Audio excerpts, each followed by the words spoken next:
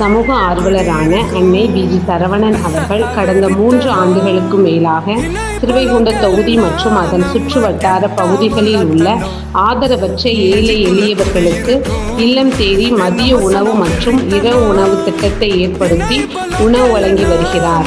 இந்நிலையில் தமிழக வெற்றிக் கழகத்தின் ஐம்பெரும் கொள்கை தலைவர்களில் ஒருவரான சமூக ஆர்வலர் அஞ்சலை அம்மாளை கொள்கை தலைவராக அறிவித்ததன் ஏற்பால் தமிழக வெற்றிக் கழகத்துடன் இணைந்து தமிழக வெற்றிக் கழக தலைவர் தளபதி திரு விஜய் அவர்களின் ஆசியுடன் கழக பொதுச் செயலாளர் அண்ணன் புசி என் ஆனந்த் அவர்களின் வழிகாட்டுதலின்படியும் 1000வது நாள் மதிய உணவு மற்றும் இரவு உணவு திட்டத்தை தமிழக வெற்றிக் கழகத்துடன் இணைந்து வழங்கி வருகிறார்.